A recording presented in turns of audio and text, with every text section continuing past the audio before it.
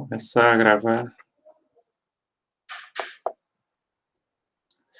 E aí, gente, lembrando, hoje então a gente vai dar o ponto 6 para vocês. Semana que vem não tem minha aula, porque é a semana de estudos dirigidos minha, então a gente não vai ter atividade da minha disciplina, a não ser aquelas que já estão passadas. No caso, a entrega dos exercícios de fixação e dos estudos dirigidos dos pontos 5, 6, 5, 4, 5 e 6, tá?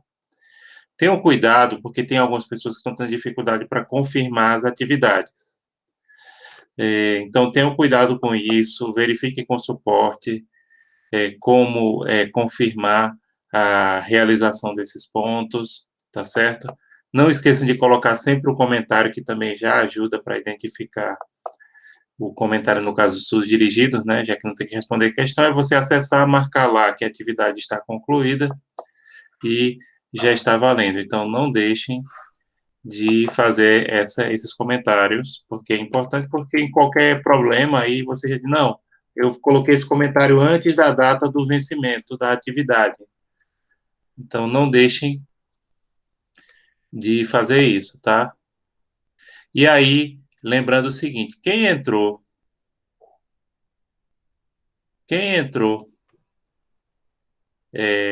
no curso, porque se matriculou depois e tarará, né, principalmente com final de fevereiro, comecinho de março, não deixe de fazer o exercício complementar. Todos podem fazer esse exercício complementar, mas a ideia é que não deixe de fazer o exercício complementar. Por quê? Porque o exercício complementar, gente, ele vai, no caso dessas pessoas que entraram depois, ele abona completamente as faltas de fevereiro. Abona não, compensa, né? Porque abono só pode ser nos termos da lei.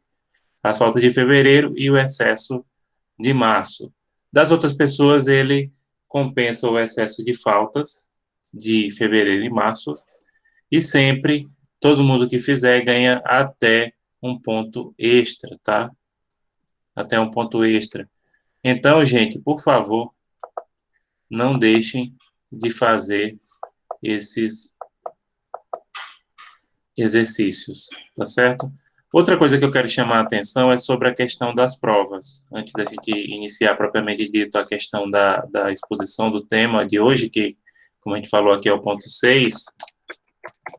Então, eu quero chamar a atenção que a coordenação já confirmou que as provas de vocês vão ocorrer no período de 29 de março até 9 de abril. No caso da turma de vocês, deixa eu abrir aqui o cronograma.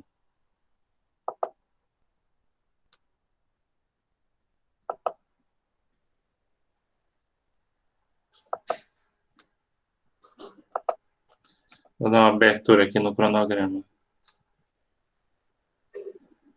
Ano diurno.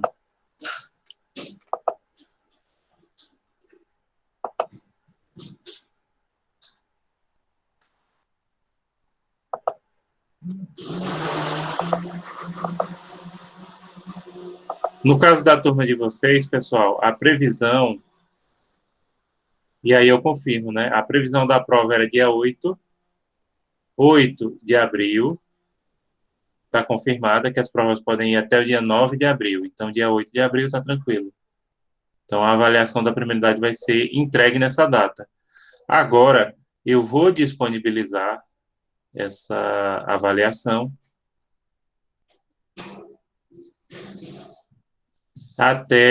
vou disponibilizar no dia 1º de abril, tá? Dia 1º de abril a gente vai disponibilizar. A avaliação, ela vai ser dissertativa. Como assim, dissertativa? Vocês vão ter que fazer uma dissertação de 15 a 25 linhas digitada, e essa avaliação, vocês vão escolher um tema. Eu vou dar 6 temas, um tirado de cada ponto. Não é tudo. É um tema por ponto, né, que eu vou dar. Vocês fazem o que vocês quiserem. A partir do dia 1º, pronto, no dia 1º eu coloco, disponibilizo no Moodle, e na minha aula, que eu confirmo no dia 1º, vai ser para eu dar uma explicada e uma revisada nessa prova. Então, eu vou dar 6 temas, um de cada assunto, para que vocês escolham um e respondam. Agora, prova dissertativa, tenham muito cuidado. Qual é o principal cuidado que vocês tenham? É que a prova dissertativa, pessoal, ela tem que ser feita com a redação do aluno. Vocês não podem usar a citação direta nem dos autores e nem da legislação. Pode fazer a citação indireta, que é aquela no qual você escreve com as suas palavras aquilo que o autor, que a legislação está dizendo. Tá certo? E também tem outro cuidado, não emprestem a prova de vocês para colegas, tá? Por quê? Porque como é uma prova dissertativa, ela tem que estar escrita na redação bem pessoal do aluno. Então, muitas vezes o colega, isso já ocorreu em muitíssimas turmas. Um colega pede, olha, fulano, me mande a sua prova para eu ver como é que você fez. Modifica pouca coisa ou às vezes não modifica nada e entrega. E no caso de uma dissertação, se houver havendo cópia total ou mesmo parcial, haverá desconto na nota, tá? Haverá desconto na nota. E aí, como a gente vai deixar uma semana, perceba, eu vou deixar essa prova uma semana para vocês responderem. Então, também minha correção vai ser bem criteriosa. Tá certo, gente? Então, tenham esse cuidado, não emprestem a prova de vocês. Quer ajudar o colega? Perfeito. Ajudar é importante nesses momentos difíceis que a gente está vivendo. É necessário, né? Essa ajuda. Então, como é que vocês podem ajudar? Dando uma indicação de bibliografia, né? Fazendo, por exemplo, uma correção no português, se a pessoa tiver dificuldade com redação. Diz, não, faça aí que eu dou uma ajudada, eu corrijo, eu tiro algum errinho, uma vírgula, não sei o quê, mas deixando que a pessoa mesmo escreva, tá? Então, ajudem as pessoas de forma produtiva. Então, tenham esse cuidado. Sim, pessoal, aí semana que vem, pelo que eu estou vendo aqui no cronograma, também, além dessas atividades que eu falei que vocês têm que entregar, né? Quem já não fez, porque eu já vi que algumas pessoas já fizeram, eu ainda não puxei o relatório, mas a gente recebe a notificação, né, dos alunos que têm feito, mas assim, eu só puxo o relatório realmente depois que termina o prazo. Então, semana que vem tem que ser entregue para quem não entregou, estudos dirigidos e exercício de fixação dos pontos 4, 5 e 6. Não deixem de fazer, não esqueçam, até porque nesse mês de março, a principal forma da gente avaliar a frequência vai ser de acordo com esses exercícios mesmo. E também semana que vem tem a entrega dos seminários da primeira unidade, dos vídeos, para quem ficou com seminários na primeira unidade, né? Na segunda unidade, a gente vai avaliar se tem aluno faltando, se há necessidade de permitir a apresentação individual, enfim. Bom dia, Bruno. Bom dia a todos e a todas que estão nos acompanhando hoje. Pronto, gente. Acho que de recados principais que eu teria para vocês no momento seriam esses. Se algum de vocês tem alguma dúvida, por favor, pode perguntar. E também, como sempre, a gente está à disposição no final da aula. Se vocês quiserem dar uma olhada especificamente na situação de vocês, podem esperar no final da aula ou podem mandar e-mail ou entrar em contato através dos canais competentes, né? No caso das turmas de direito, a gente faculta o nosso e-mail institucional e o WhatsApp no caso dos representantes de turma, porque como as turmas são grandes, não dá para a gente ficar atendendo todo mundo pelo WhatsApp, mas dá por e-mail e eu respondo geralmente no máximo em 24 horas cada e-mail que eu recebo. Então, a gente está sempre à disposição de vocês, tenham certeza disso. Então, deixa eu abrir aqui a aula do ponto 6, que é o nosso último ponto.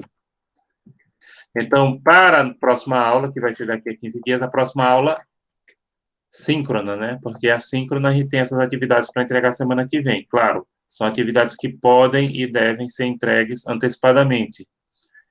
Mas tem gente que só deixa para entregar na semana. O que eu sugiro fazer na semana, para quem entregou antecipadamente, é dar uma leitura na bibliografia que foi passada nos estudos dirigidos, com mais cuidado, tá? Porque a gente pede que vocês escolhem uma leitura. Então, por exemplo, eu fiz uma, posso fazer outra? Pode. Entenderam? Então, fica essa sugestão. Ô, professor, o vídeo tem duração mínima ou duração Tem máxima? mínima e máxima. E se não obedecer, inclusive em relação a componentes, tem lá no Moodle os detalhes em relação a essa duração mínima e máxima.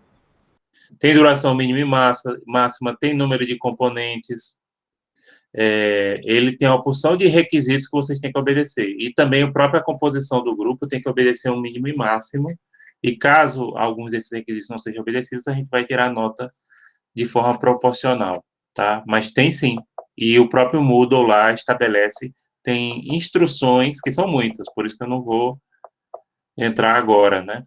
Então, vocês acessem aí, instruções para os seminários do nono diurno,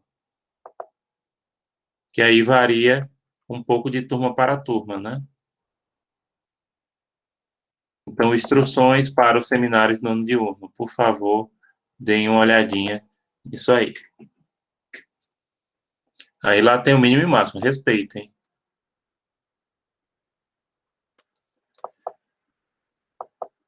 E aí, outra coisa, todos têm que participar do seminário, seja na primeira ou na segunda unidade. Na segunda unidade, inclusive algumas pessoas, principalmente aqueles que se matricularam depois, ou que às vezes estão pagando só uma disciplina, eles pedem para fazer individual. Eu peço, se eu peço não, eu permito, caso eu veja que esteja faltando pessoas e que os grupos estejam lotados, tá? Aí a gente dá essa permissão.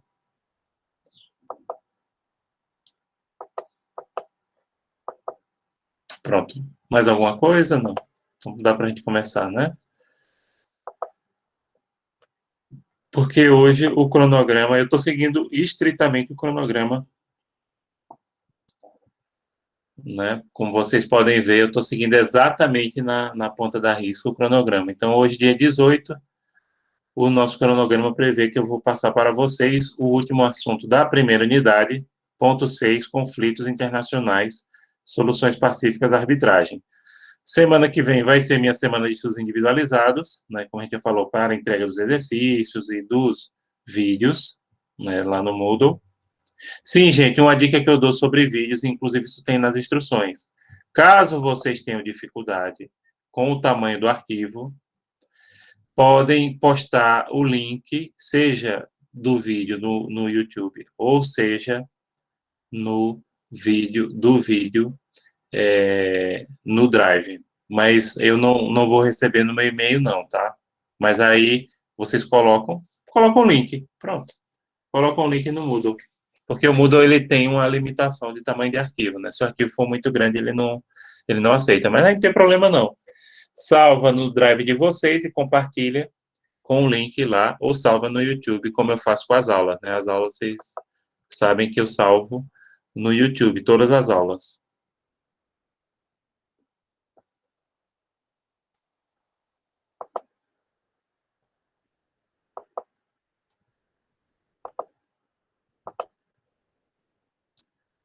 Pronto, gente, eu vou começar agora o nosso ponto 6.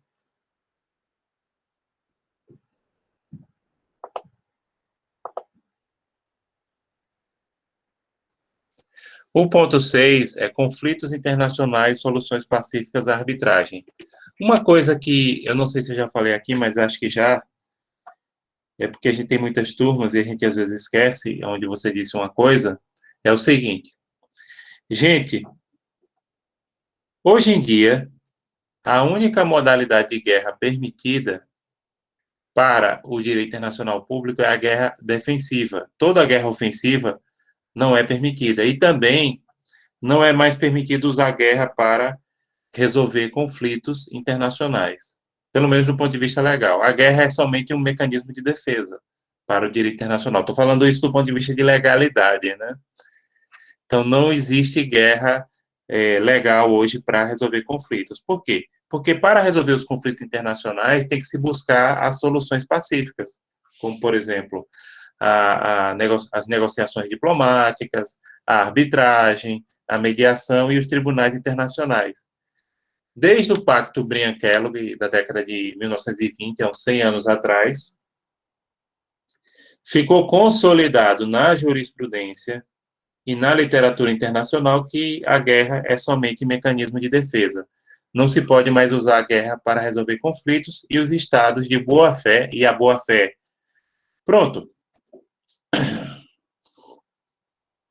Será que a boa-fé seria uma norma ius cogens? É um princípio que é aplicado no direito internacional público também, mas até que ponto poderia ser considerado uma norma ius cogens, né? Como a gente já falou aqui, norma ius cogens são aqueles princípios fundadores da ordem jurídica internacional, os mais importantes. Eu acho que dá para considerar norma ius cogens o princípio da boa-fé. Então, o princípio da boa-fé determina que as partes não entrem em guerra caso haja um conflito e que busquem os diversos mecanismos, e aí existe uma variedade imensa, apesar que esse ponto não é muito extenso, mas vocês vão ver que existem mecanismos de resolução de conflitos internacionais para todos os gostos, que tenha interferência de terceiro, que seja resolvido somente pelas partes em conflito, mas existe uma variedade muito boa de mecanismos para soluções pacíficas dos conflitos internacionais.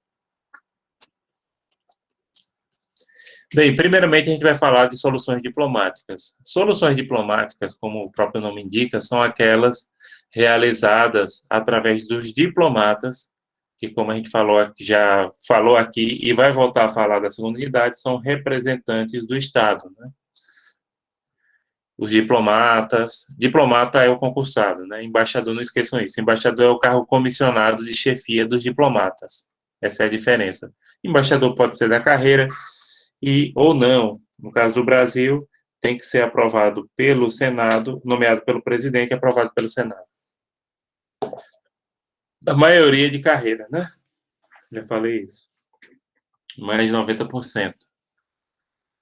Então, soluções diplomáticas são negociadas pelos diplomatas das partes em conflito. Pode haver ou não interferência de terceiro, tá? Então, qual seria o exemplo? Negociação direta, congressos e conferências, bons ofícios, mediação, consultas e conciliação.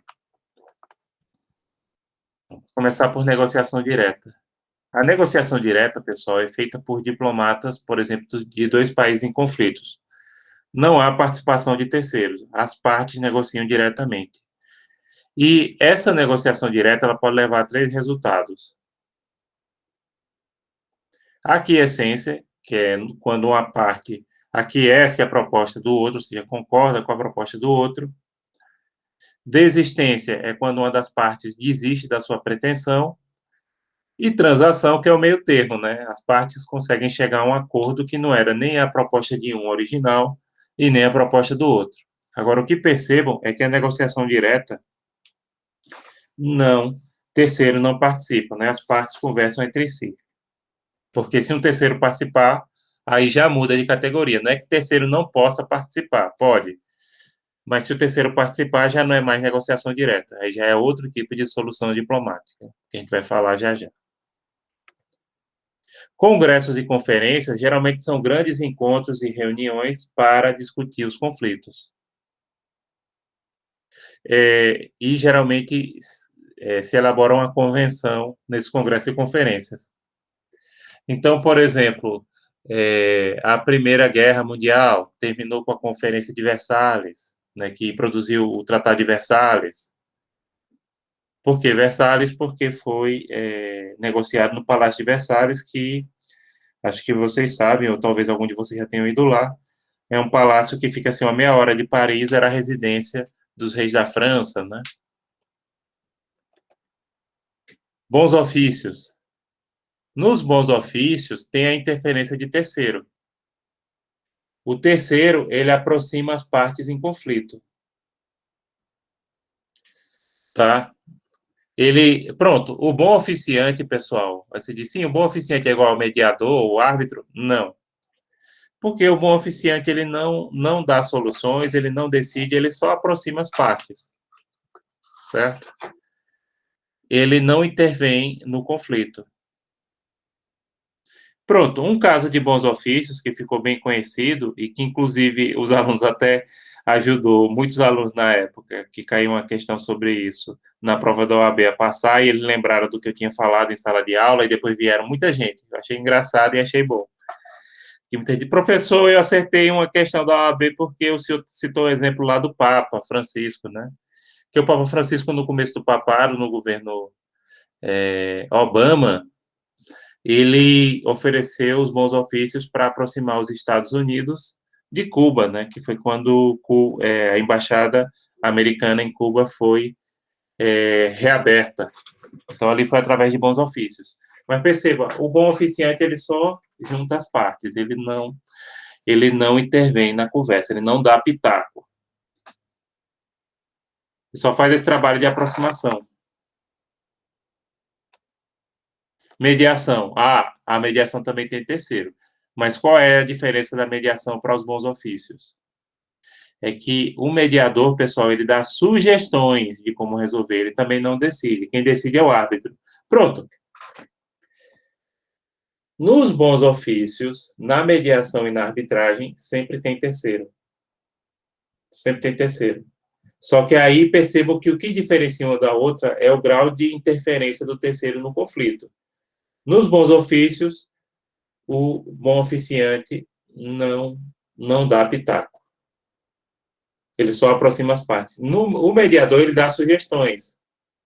Por exemplo, como os Estados Unidos fizeram no caso do conflito Israel-Palestina, né? Inclusive, a autoridade palestina foi criada a partir dessa mediação. O mediador, ele dá sugestões. Pronto, outro caso de mediação que é assim, bem conhecido e que envolve o nosso país foi na época da Guerra das Platinas entre a Argentina e o Brasil, disputando o território do atual Uruguai, o Reino Unido deu a sugestão, mas percebo que é só uma sugestão, mas nesse caso é uma mediação, para que o Uruguai ficasse independente entre os dois países, né? Não ficasse nem para um nem para outro. Então, gente, o mediador, ele dá sugestões, mas ele também não resolve o conflito. Aí o árbitro, ele decide, né? O árbitro, ele decide. Professor, Oi, pode falar. os bons ofícios levam a negociação direta?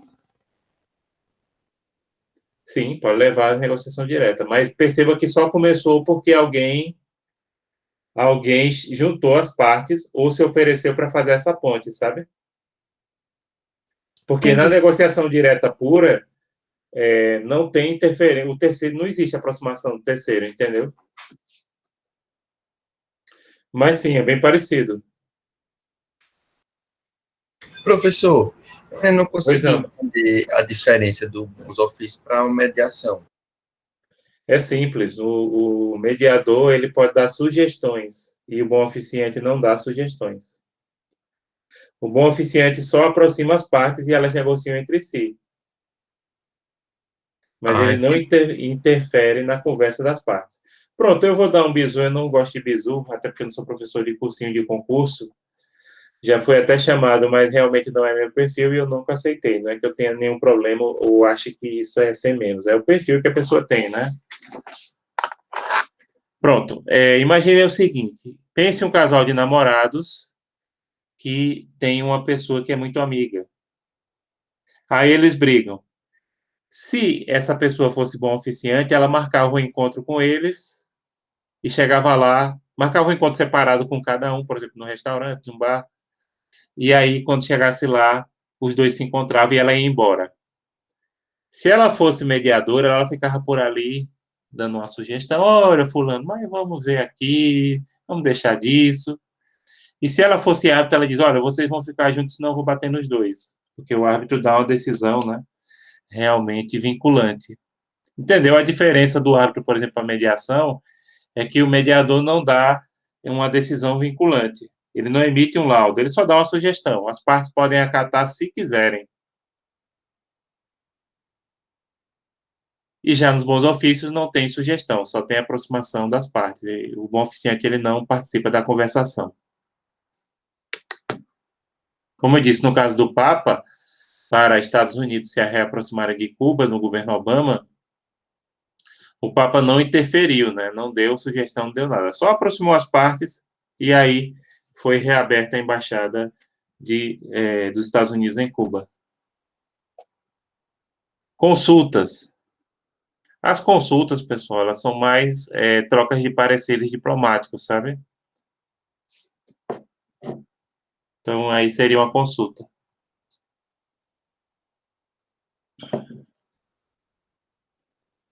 Você disse, sim, qual é a diferença da consulta, por exemplo, para a mediação? Simples. A mediação é um processo mais dinâmico. O mediador ele participa ativamente das conversas. Ele facilita o diálogo, enquanto que a consulta mesmo só é mais você pedir pareceres. Conciliação. Conciliação é mediação, só que ela é feita coletivamente. Ela é feita geralmente por uma comissão, mas assim, é a mesma coisa. Ou seja, só que é feita por um grupo, porque a mediação clássica é feita por um terceiro, pode ser um Estado e tal. Enquanto que a conciliação, não. Conciliação, geralmente, quem promove são organizações internacionais e ela cria uma comissão para isso. Então, conciliação é mediação coletiva. Inclusive, se a comissão de conciliação não conseguir resolver o caso, pode ir para um tribunal ou uma assembleia decidir a resolução do conflito. Mas, em suma, a conciliação é uma modalidade de mediação. Só que não é triangular, ela é feita por uma comissão, né? Que aí essa comissão de conciliação, ela faz um inquérito. Esse inquérito, se ela não resolver o conflito, ele funciona como preliminar de uma instância política ou jurídica, pode ser um tribunal internacional, pode ser a assembleia da organização ou um órgão colegiado, que vai julgar o caso, né? Que é elaborado por essa comissão de conciliação.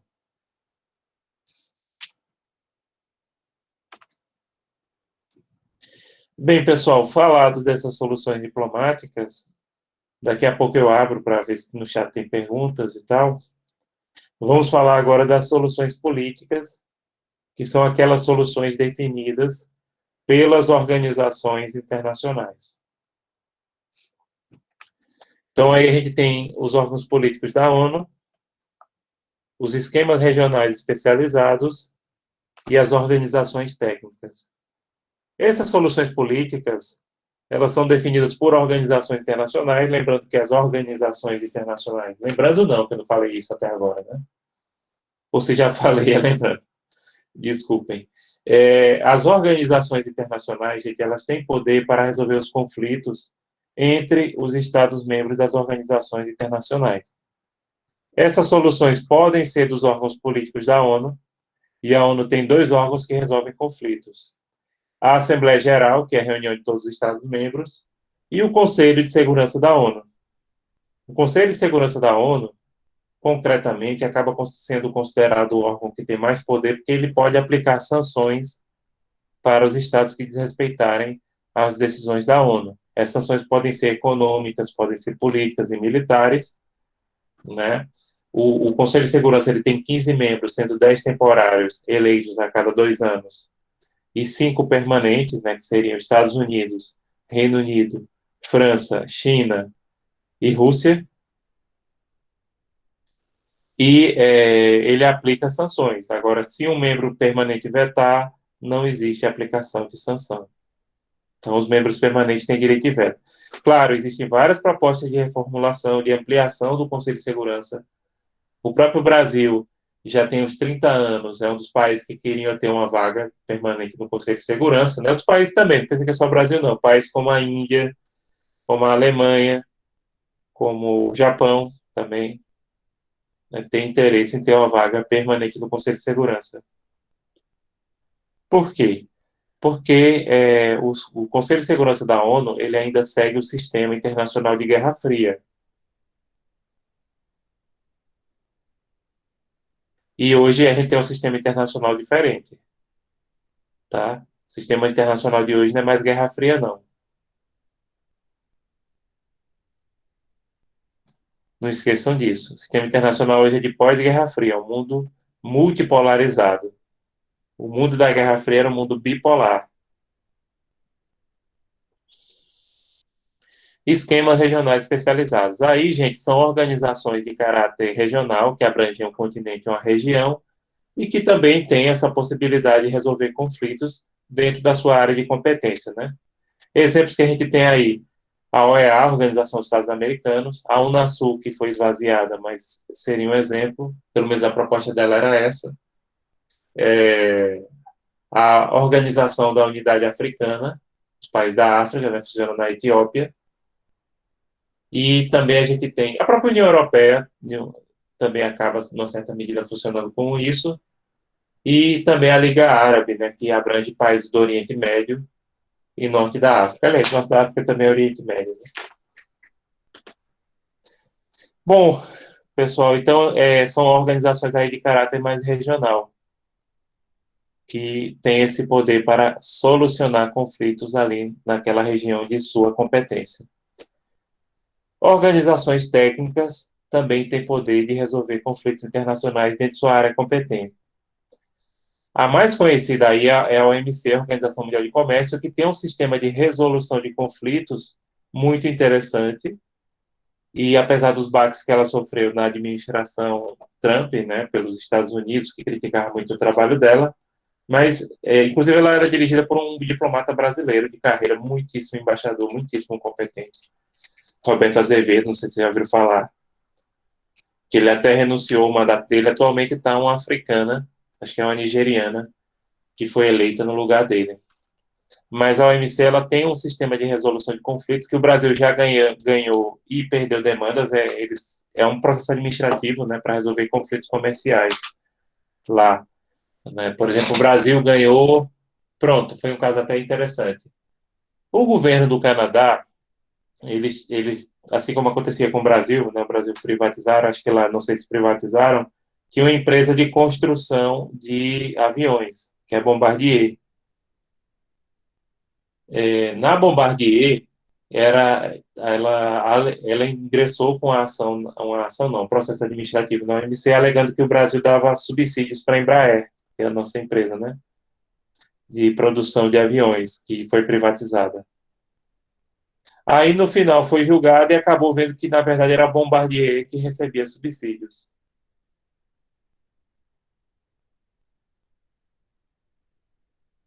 E teve outros casos, né, que o Brasil já ganhou, já perdeu processos dentro da Organização Mundial do Comércio. Como eu disse, é uma organização técnica porque ela trabalha só com a parte de comércio.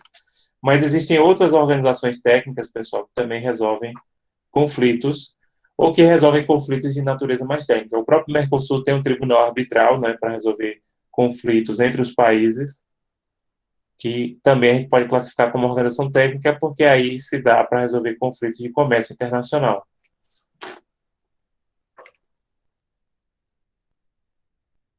Pronto, antes de falar das soluções judiciárias, deixa eu olhar se tem alguma pergunta. Podem fazer pergunta no chat, né? Quem quiser fazer pergunta no chat, fique à vontade. Quem quiser fazer pergunta no áudio também.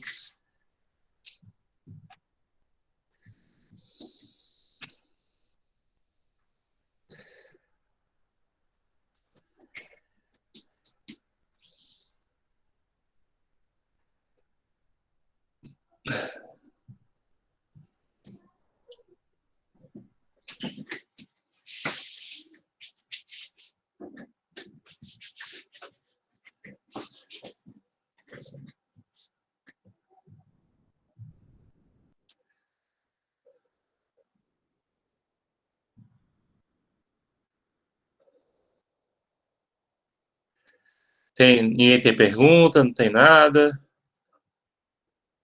À vontade, gente. Professor, no caso da Venezuela e Guiana, existe uma mediação para solucionar aquele conflito? Rapaz, o conflito do... Boa pergunta, Bruno. Aquele conflito já foi tentado resolver de várias vezes, né? E eu não sei se houve... Deixa eu dar uma conferida, porque eu acho até que é a OEA, que aí é um esquema regional especializado, né?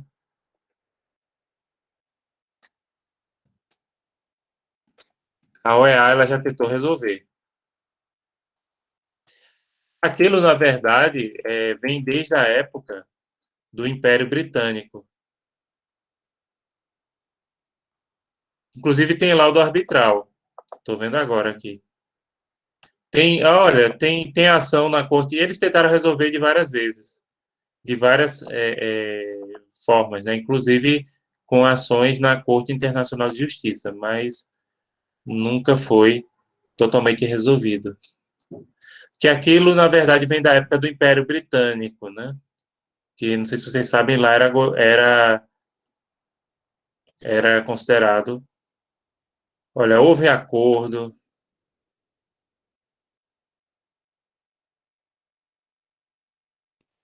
Durante o governo de Hugo Chávez, eu estava vendo que ele chegou a publicamente visitar a Guiana e a renunciar essa parte na Guiana, né, que a Venezuela hoje reivindica. É o impacto que isso tem hoje na reivindicação do Maduro, a legitimidade da Venezuela requerer de volta aquele território se enfraquece com isso ou não? Veja só, se não foi firmado um tratado, se não foi firmado um tratado, se foi só uma questão de boca, vamos dizer assim, não tem implicações maiores, não.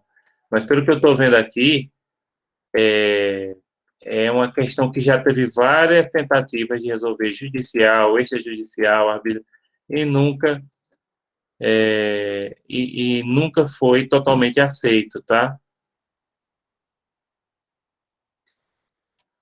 É uma situação bem complicada, viu?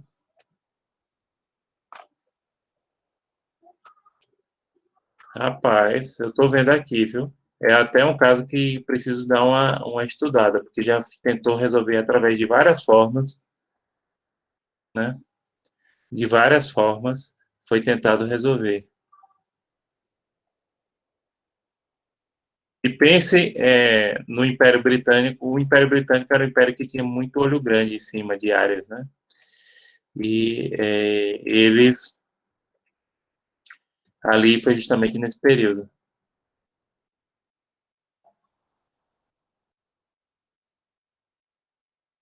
Tem arbitragem.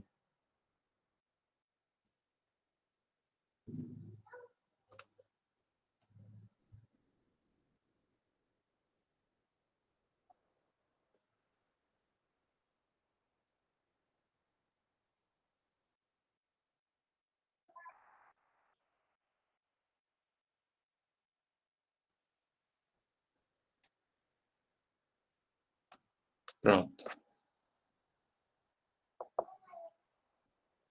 Então, realmente é um casinho muito complexo aquilo ali. É porque, veja só, isso já não é a primeira vez que acontece, né? Vocês sabem que governos em crise, principalmente governos autoritários, como o governo da Venezuela atualmente, eles tentam procurar questões para chamar a atenção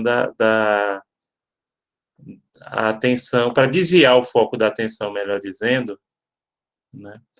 Em relação aos problemas internos do próprio país. E isso, infelizmente, é o que, na minha avaliação, está ocorrendo ali. É justamente para avaliar, mas realmente é um conflito que já tentou se resolver de várias formas e que não foi resolvido,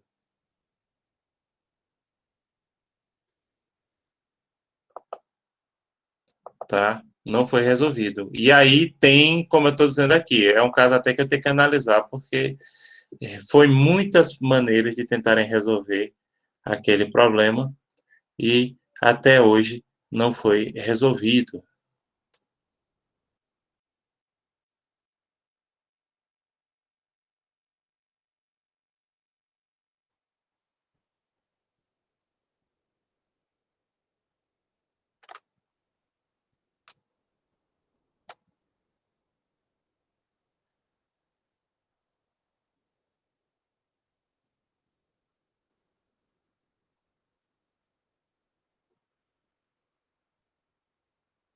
Até bons ofícios teve, para vocês terem ideia.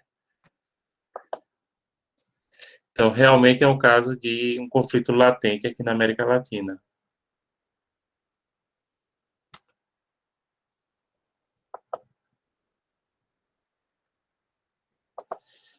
Bom, pessoal, então acho que a gente já pode prosseguir, né? Sobre o conflito, eu vou dar uma estudada, vou ver até se Mausoleum aborda esse conflito do Esequibo, né? Que é a zona de divisa da Venezuela com a Guiana, a antiga Guiana inglesa. Eu não sei se vocês sabem que o Amapá é uma Guiana, né? É a Guiana portuguesa, que aí tinha a Guiana portuguesa, a Guiana francesa, a Guiana holandesa, que é o Suriname, e a Guiana britânica, que seria essa atual, a única que conserva o nome Guiana, né? Justamente aquela área ali.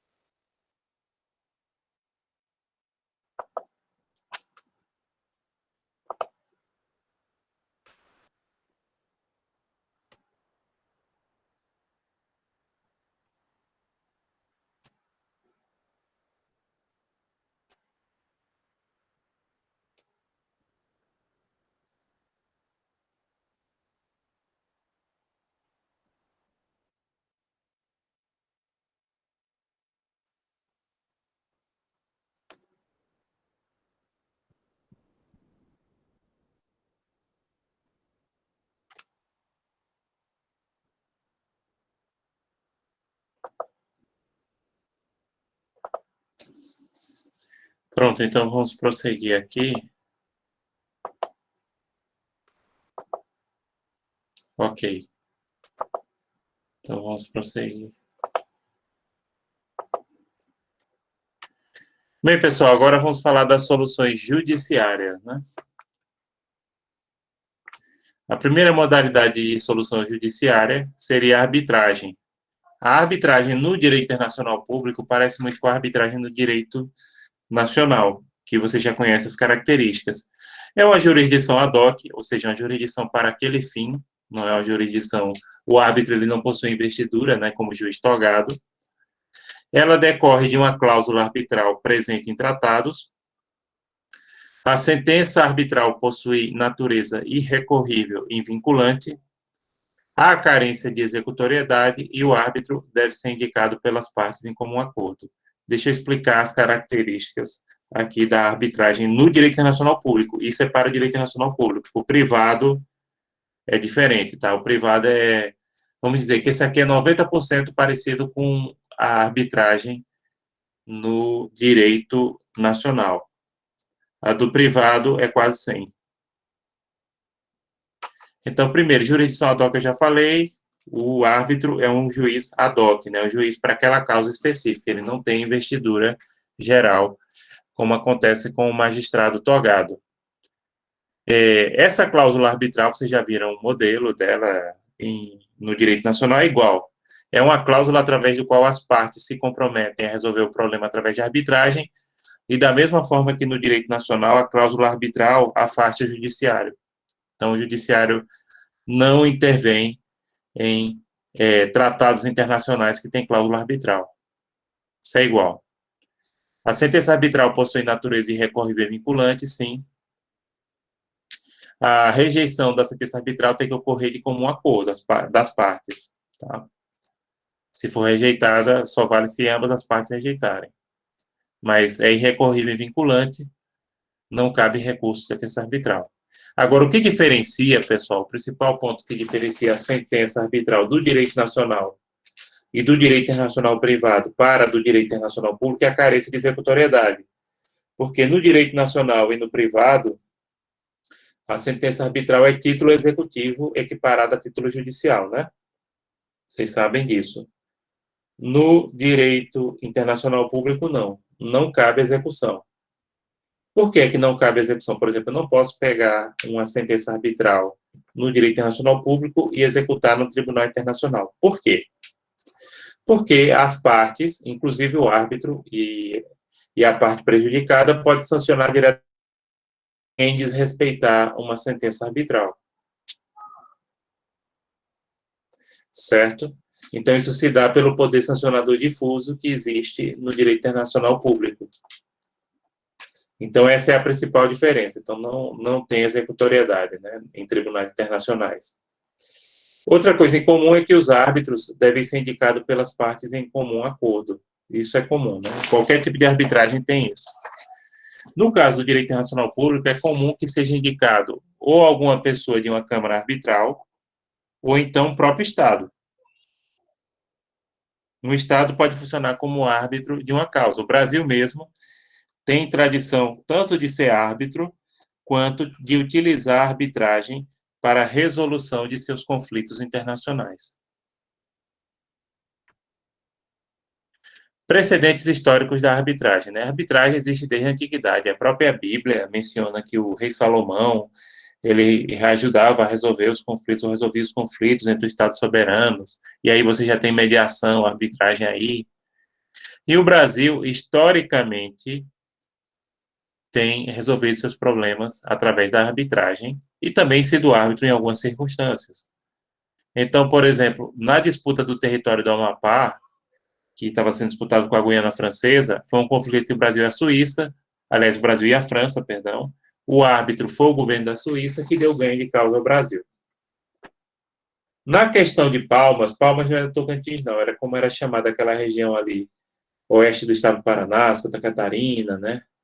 Ali em Foz do Iguaçu, ele era chamado Palmas. Era um conflito entre Brasil e Argentina, o árbitro foi o governo dos Estados Unidos. A sentença arbitral, o laudo arbitral, foi assinado pelo presidente Grover Cleveland, que era professor de Direito Internacional Público da Universidade de Harvard, é o presidente americano que inaugurou a Estátua da Liberdade. E,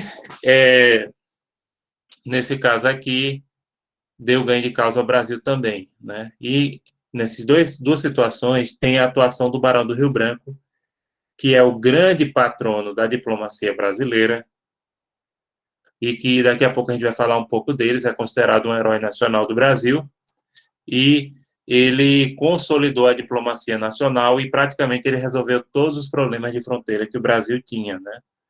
Então, por isso é que o Barão do Rio Branco é extremamente homenageado. Quase toda cidade, como Caruaru, vai ter uma avenida, uma praça, uma rua Rio Branco, né? No caso aqui, em Caruaru, é a Rua da Matriz, né? Que é a Avenida Rio Branco. Hoje tem a figura do Barão do Rio Branco na moedinha de 50 centavos de real, não sei se vocês já notaram isso.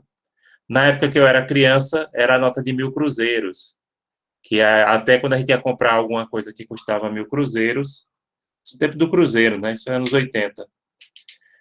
Aí a pessoa dizia, é um barão, ou então as crianças pediam para a mãe, mãe, me dá um barão, que era a nota de 1.000 cruzeiros. Então, gente, o Barão do Rio Branco, ele tinha essa preocupação com a resolução pacífica dos conflitos, foi um grande diplomata, né? É o patrono da diplomacia brasileira. A escola diplomática do Brasil chama-se Instituto Rio Branco, em homenagem a ele. Todos os diplomatas brasileiros têm que estudar lá. Também a gente tem uma ordem de comenda, né, que é o mérito de Rio Branco. Então, gente, ele procurou resolver sempre, e percebo que era numa época que os estados resolviam seus problemas através da guerra. E ele sempre procurou respeitar os direitos de todos os países, sempre procurou resolver da melhor forma possível, e sem disparar um tiro, ele garantiu aproximadamente 1 milhão de quilômetros quadrados de terra para o Brasil, só usando as soluções pacíficas dos conflitos internacionais. Existe uma corte permanente da arbitragem em Haia, na ONU, né? Que funciona inclusive no Palácio da Paz, onde funcionam vários tribunais internacionais, como a Corte Internacional de Justiça, o Tribunal Penal Internacional. Existe uma lista de árbitros, mais de 200 pessoas, inclusive RESEC.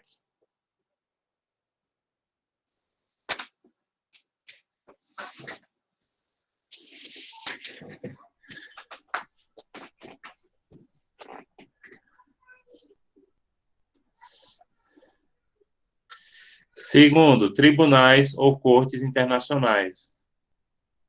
Tribunais ou cortes internacionais, diferente da arbitragem, que é uma coisa da antiguidade, que a própria Bíblia menciona, né? É uma realidade recente, data do século XX, do século passado. Enquanto que a arbitragem existe desde a antiguidade, como a gente já falou aqui. A primeira foi a Corte de Justiça Centro-Americana, de 1907, se não me engano, funcionava na Costa Rica. E essa corte, gente, ela foi extinta. Não sei se ela voltou a funcionar, mas ela foi extinta e depois funcionou, enfim. Foi criada ali para resolver o conflito entre os países que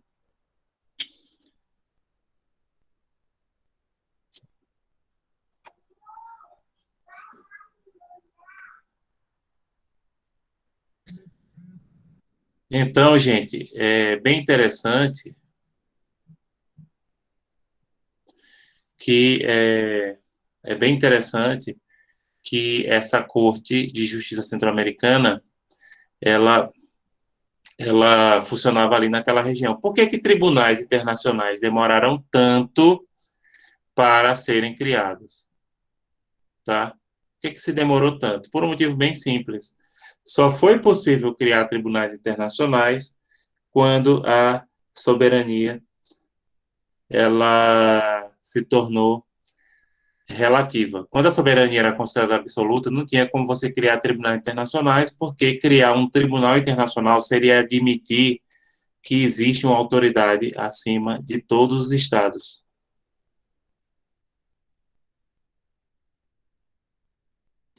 O principal tribunal que existe hoje é a Corte Internacional de Justiça de Haia, CIJ, que ela foi criada após as convenções de Haia de 1999 e 1907, e a partir de 1945 é órgão da ONU.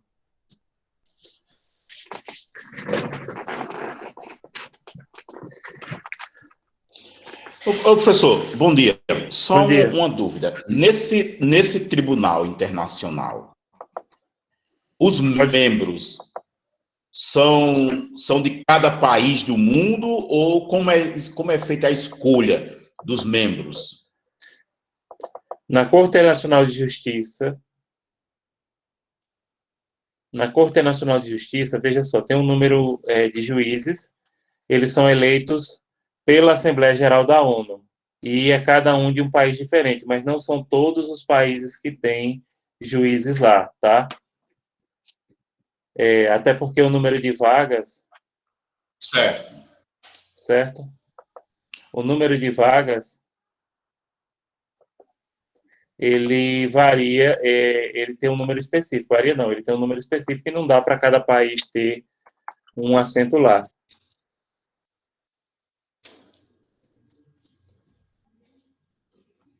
Então, já já eu vou explicar como é que funciona.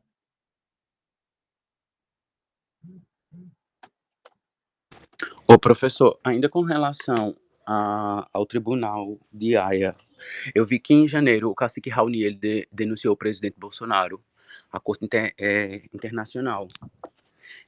Na prática, o que é que isso daí pode acontecer se ele for condenado? Veja só, aí não é a mesma. Aí é o Tribunal Penal Internacional. Aí, no caso do Tribunal Penal Internacional, vai ser analisado, e aí ele pode responder por crimes, nesse caso, acho que seriam crimes contra a humanidade, tá? Mas a chance desse processo prosperar é mínima. É mínima. Por quê? Porque, por exemplo, a questão do ecocídio, que seria aquele crime ambiental, ela não está consolidada na jurisprudência do tribunal.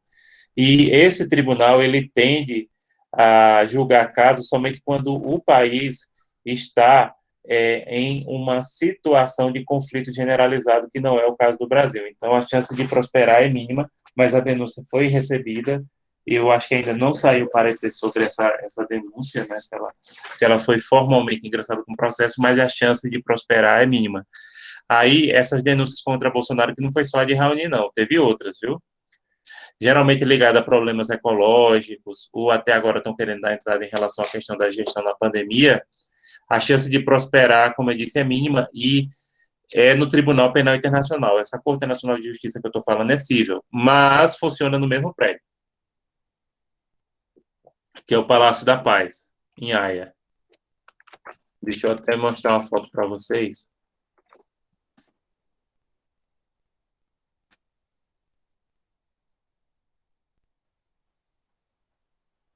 Pronto, eu vou mostrar aqui.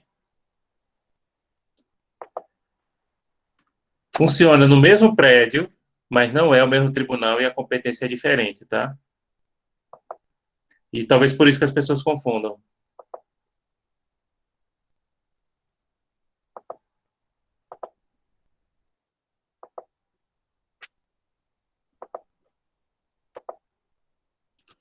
Pronto, acho que vocês já conseguem ver. Então, esse é o famoso Palácio da Paz de Haia. É um prédio muito bonito, um prédio histórico, né? Esse tribunal que a gente está falando agora, a Corte Nacional de Justiça, funciona lá, o Tribunal Penal Internacional, deixa eu olhar.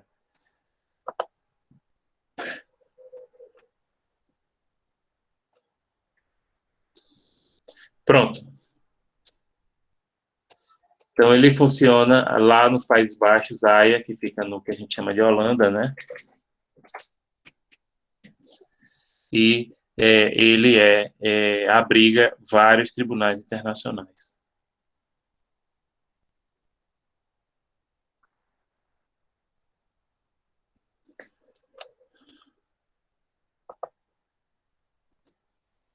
Certo, gente? Mais alguma pergunta? Deixa eu ver se tem alguma no chat aqui. Perfeito, deixa eu prosseguir.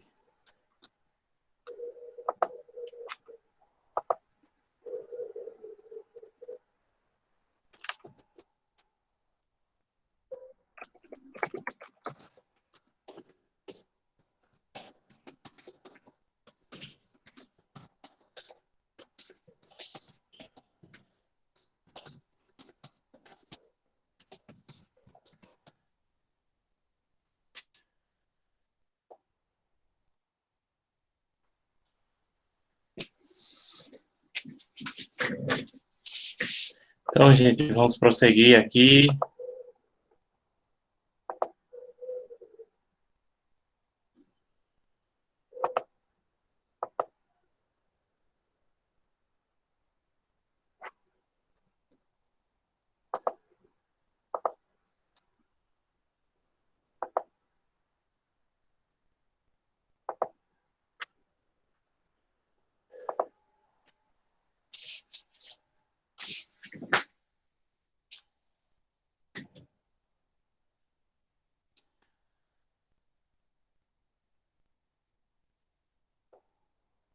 Pronto, é que eu estava com dificuldade para aparecer.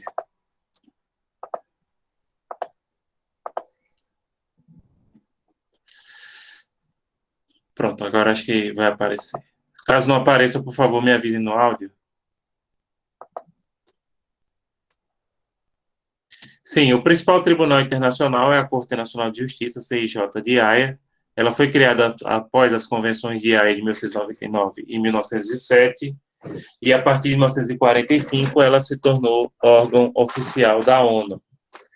Não sei se vocês lembram, lá no comecinho, mês passado, no comecinho do semestre, a gente falou que quem representou o Brasil na criação da Corte Nacional de Justiça foi Rui Barbosa.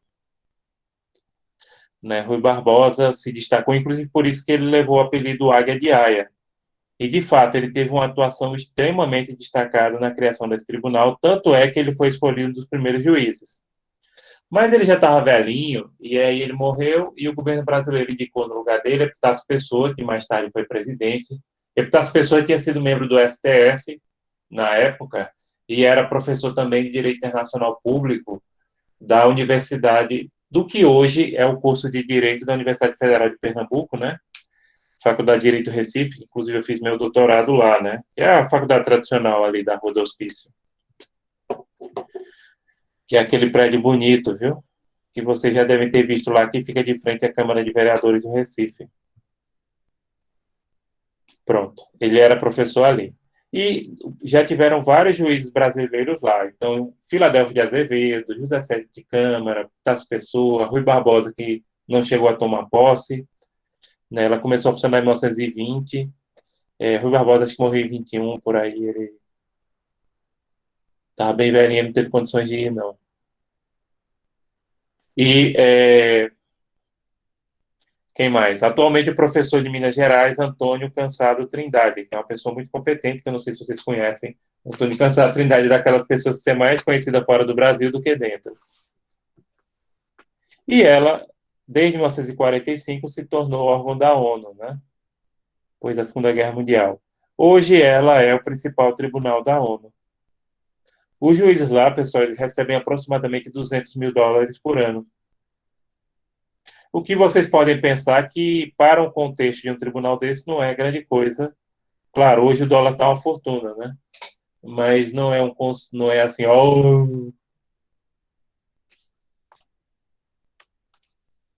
Juízes da corte, que foi aquela pergunta acho que Paulo fez, né? Tem um total de 15 juízes. Eles têm mandato de 9 anos com direito a uma reeleição, não é vitalício. Inclusive, poucos tribunais superiores são vitalícios, como acontece aqui com o STF no Brasil e nos tribunais brasileiros, mais no Brasil e Estados Unidos, que é vitalício. A maioria dos países europeus, juízes de tribunais superiores têm mandato, tá? Então, tem um mandato de 9 anos com direito a uma reeleição. Eles são eleitos pela ONU, pela Assembleia Geral da ONU. Cada país pode indicar até 3 membros, e nesse caso, pessoal, um membro que o país indicar, ele tem que ter as qualificações para ocupar o cargo do mais alto tribunal do país. Inclusive, Francisco Rezec, né, que foi juiz lá, ele já tinha sido ministro do STF. Então, você tem que ter qualificação suficiente para ser ministro do STF. Na última eleição que entrou um brasileiro, o governo brasileiro indicou 2 pessoas. Indicou o professor Cansado Trindade, que já tinha sido presidente da Corte Interamericana de Direitos Humanos na Costa Rica, e indicou Ellen Grace, que tinha sido ministro do STF, acho que vocês lembram disso. A Assembleia Geral da ONU escolheu o Cansado Trindade porque ele já tinha experiência, já tinha sido presidente e juiz da Corte Interamericana de Direitos Humanos, era professor da American University em Washington, e tinha mais renome internacional do que Ellen Grace. Apesar disso, o governo americano não votou nele, votou em Ellen Grace. Por que o governo americano não votou nele? Porque na época que ele era presidente da Corte Interamericana de Direitos Humanos, ele criticava muito os Estados Unidos porque não aceitava a jurisdição da Corte, e não aceita ainda, né? E Ellen Grace tinha estudado nos Estados Unidos, doutorado, né? Tinha sido bolsista, aquelas bolsas do governo americano, Fulbright, e ela, se eu não me engano, ela é de origem americana também. Ela é filha de americanos, parece que missionários, de igrejas americanas, alguma coisa desse tipo. Mas foi Cansado Trindade. Rezec só ficou um mandato, diz ele que porque Lula, na época era presidente, não quis indicar ele à reeleição por questão política. O que, na minha avaliação, apesar de eu gostar muito de Rezec como autor e como pessoa, né, inclusive ele fez uma vez a gentileza comigo, eu já falei sobre isso, eu acho que não foi exatamente por isso não, entendeu? Porque o governo brasileiro na época apoiou um mexicano em vez de apoiar a reeleição dele. Acho que foi mais uma dinâmica da questão do apoio do México. Por quê? Porque Ellen Grace mesmo, ela é tucana, ela foi indicada por Fernando Henrique, ela tinha ligações pessoais, alguns dizem que ela até foi namorada de Fernando Henrique Cardoso, entendeu? E Lula indicou ela e Cansado Trindade. Mesmo ela sendo tucana, né? Agora, a Assembleia Geral da ONU escolheu Cansado Trindade. Só pode ter um juiz por nacionalidade simultaneamente, ou seja, ao mesmo tempo só pode ter um brasileiro, só pode ter um americano. Como eu disse, durante esses aproximadamente 100 anos de funcionamento, a maior parte dos períodos sempre teve algum brasileiro, porque a gente sempre teve bons juízes, né? E juristas muito competentes, então a gente sempre teve algum brasileiro por lá. A jurisdição da Corte Internacional de Justiça, primeiramente, é civil, gente. Por isso que não confundam com a penal. Aquela que vocês estavam perguntando em relação às denúncias contra Bolsonaro era na penal. Pode funcionar na mesma cidade, no mesmo prédio, mas são tribunais diferentes, né? A competência é diferente. Ou varas, como vocês quiserem. Não, varas não, porque não é o mesmo tribunal, formalmente falando, entendeu? Aí não seriam varas, né? Isso aqui é vara civil, isso aqui é penal. Não, são tribunais independentes. Funcionam no mesmo prédio, mas são independentes. Ela é civil, de natureza contenciosa e consultiva. Pode ser parte, estados e organizações internacionais. Na jurisdição contenciosa, ela só atende estados. Na consultiva, ela atende estados e organizações internacionais. Então, organizações internacionais não pode estabelecer lide lá, né? Só no aspecto consultivo. E para estados, tanto contenciosa e consultiva. Pessoas naturais, pessoas jurídicas, empresas, não podem ingressar com o processo diretamente. Ela pode ingressar com o processo através do seu Estado, o endosso. Chama isso endosso, viu? Que é quando o Estado assume a reclamação, por exemplo, de uma pessoa natural ou de uma pessoa jurídica que teve problema com outro Estado, Apesar que isso está caindo em desuso, porque existem outros mecanismos de resolução de conflito entre pessoas naturais e pessoas jurídicas com os estados. Existem, mas é possível, ainda existe essa possibilidade, era mais usado antigamente, né? Mas aí, e outra, o Estado não é obrigado a endossar, ou seja, de assumir a ação em nome daquela pessoa, de ingressar com a ação em nome daquela pessoa, daquela empresa. Mas é uma possibilidade.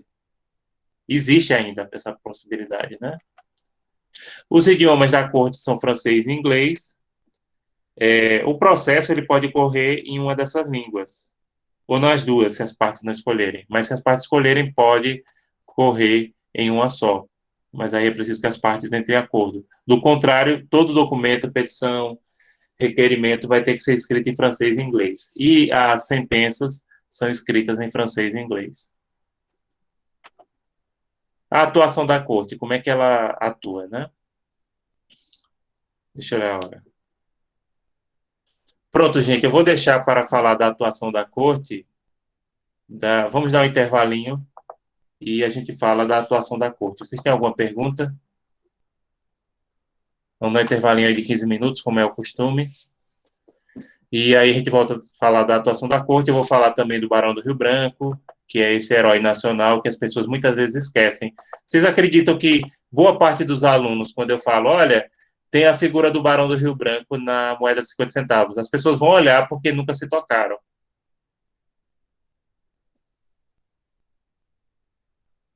Acreditam? Algum de vocês lembrava, né, que o Barão está na moeda de 50 centavos? E principalmente quem foi o Barão do Rio Branco, esse grande diplomata brasileiro, essa pessoa que sempre respeitava os direitos dos outros países. Que bom, Isaac, que você lembrava.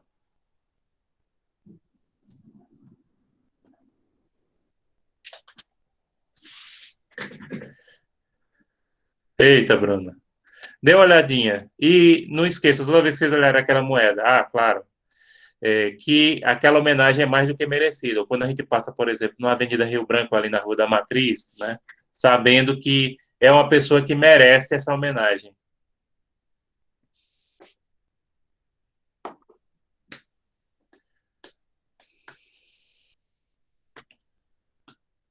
Pronto, gente. Então, 10h10, 10h25 a gente volta. Sem dúvida, Isaac. Inclusive, tem. Porque hoje as notas não carregam mais caras de pessoas, né, no Brasil. Moeda de 50 centavos. Mas hoje, desde o plano real, eles não têm mais cara da pessoa na nota, né? Só na moeda. Não, eu vou mostrar. Inclusive, eu tenho aqui no meu.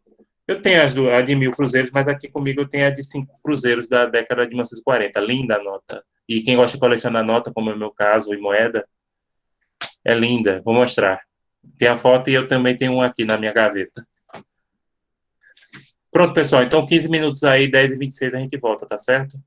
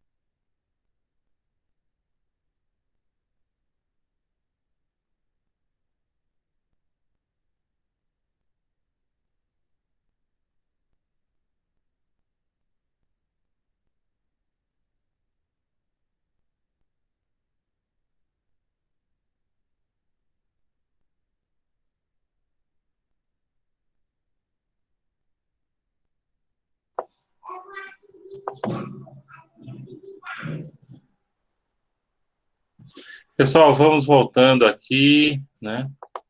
Vamos voltando. Vamos voltando para a gente encerrar nossa aula de hoje. Então, a gente vai falar agora sobre o resto de assunto, né? Do ponto 6. E também dar alguns avisinhos, né? Que a gente tem para dar para vocês. Lembrando que semana que vem não tem aula síncrona minha, né? Só essas atividades para vocês entregarem, seja dos seminários e seja dos exercícios de fixação, estudos dirigidos.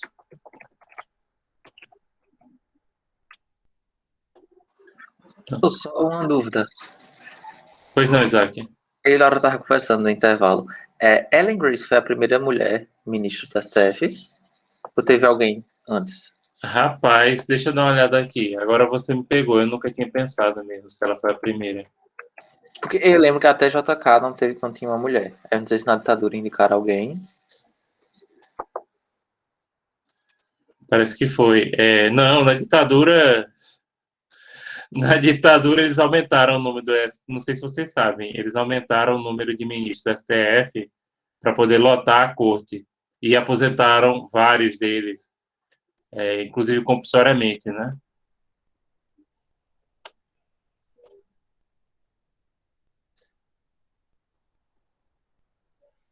Pronto. Ela foi a primeira mulher no cargo e foi a primeira a exercer a presidência da corte.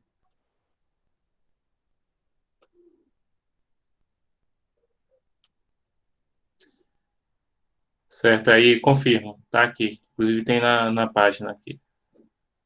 Obrigado, professor.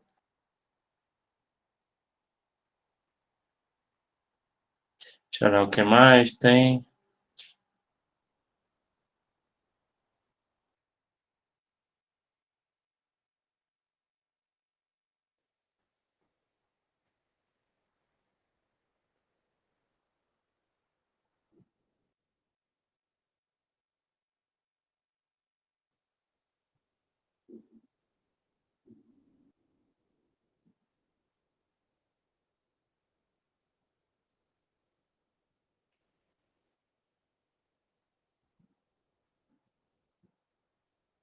Aí, lembrando, Ellen Grace era do Ministério Público, ela entrou pelo quinto profissional.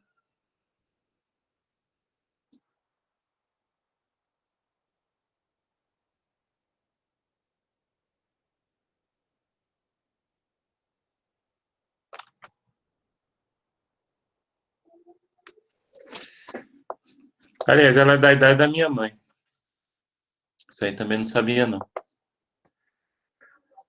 Ela e Lewandowski, que são da idade de meus pais. Aliás, tanto meu pai quanto a minha mãe. 48. Bom, pessoal, mas vamos prosseguir aqui.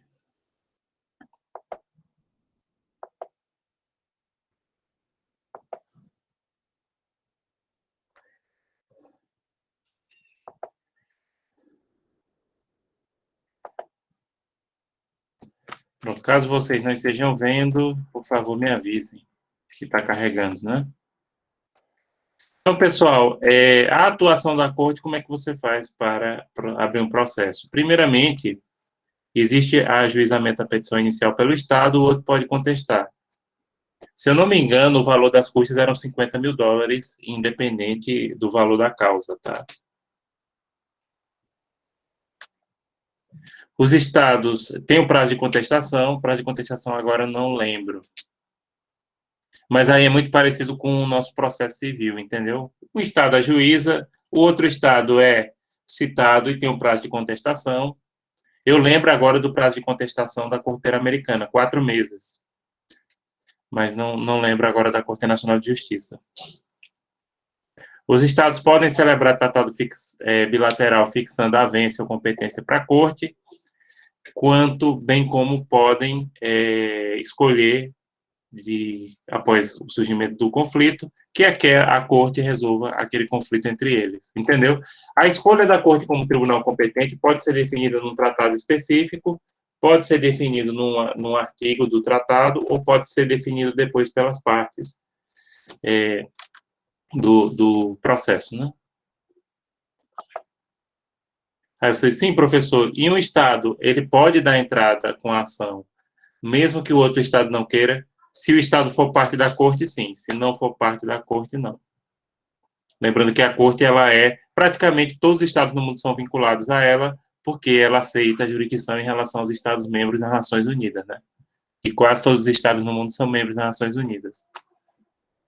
Já que ela é o tribunal oficial da ONU, né? Na área civil. O réu não pode ser recusado, submetido a tratado ou cláusula de jurisdição obrigatória facultativa. O Estado réu, se ele tem um tratado, ou se ele tem essa cláusula de jurisdição obrigatória no tratado, que é facultativa colocar, mas depois que coloca ela no tratado, aí pacta sunt servanda, né? O pactuado deve ser cumprido. A cláusula não é obrigatória que o Estado coloca, mas depois que se coloca, aí se aplica obrigatoriamente. A sentença chamada de acórdão tem natureza definitiva e obrigatória, não cabe recurso. Aliás, teve uma prova da OAB, vocês que estão fazendo prova da OAB, vocês que já tiveram acesso àquela plataforma da ACES, né? A ACES tem uma plataforma de preparação de estudos para a OAB, muito boa, acessem, pessoal. Porque se vocês não acessarem aquilo, a própria reitoria falou que não vai renovar a assinatura. Então, tem a plataforma de estudos para a OAB, não sei se vocês estão sabendo, né? E tem uma questão da OAB dos últimos concursos, assim, acho que dos últimos 3 anos tem uma falando se caberia recurso do acórdão, né, já que é coletivo da Corte Internacional de Justiça, para o Conselho de Segurança da ONU. Não cabe recurso. O que cabe é o seguinte: se o Estado não respeitar o acórdão, o Conselho de Segurança da ONU pode aplicar sanções, sejam sanções econômicas, políticas ou militares, dependendo da circunstância, para o Estado que desrespeitar as decisões da Corte Internacional de Justiça. Então, por isso que essa questão, assim, colocou essa pegadinha, porque realmente o Conselho de Segurança da ONU é quem executa as decisões da Corte Internacional de Justiça, né, sancionando os Estados que desrespeitarem. Como a gente está falando aqui, o acórdão pode ser executado através de denúncia ao Conselho de Segurança da ONU, que aplicará sanções à parte que desrespeitar, as determinações da Corte Internacional de Justiça. Então, notem aí que as decisões da Corte Internacional de Justiça são executórias, né? Tem caráter executório porque pode ser feita através do Conselho de Segurança da ONU, que tem poder coercitivo.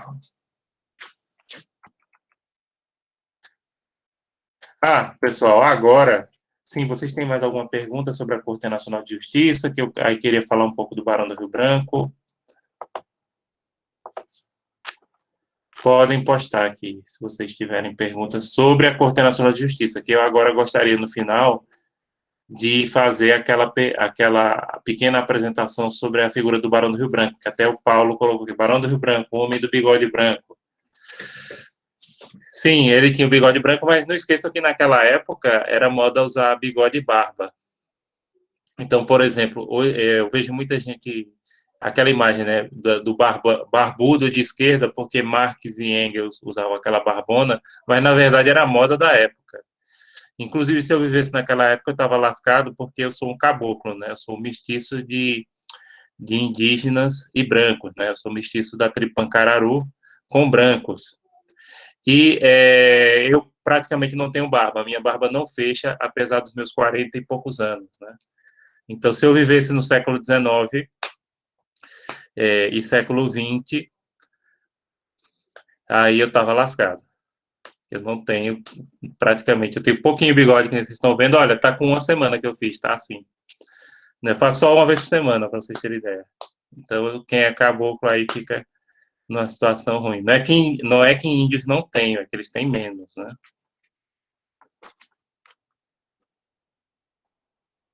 Eita, Isaac, ia não. Minoxidil eu uso no cabelo. Eu uso no cabelo minoxidil. Né? Porque eu tenho alopécia. Não tinha não, tinha não.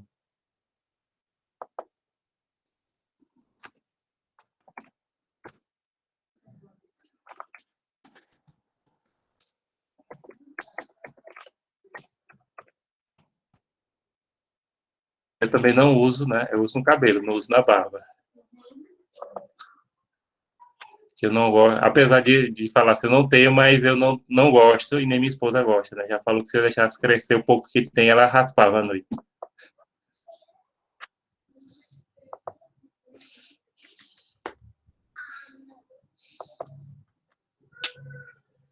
Então, não, eu uso minoxidil aqui, né? Até melhorou, muito baixo. Melhorou. Para quem tem.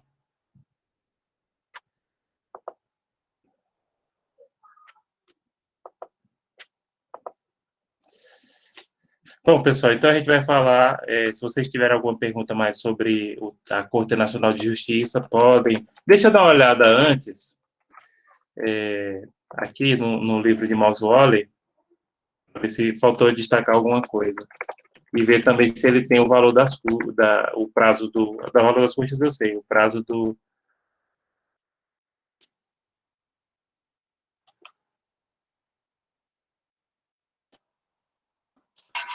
Professor, Oi, pode falar.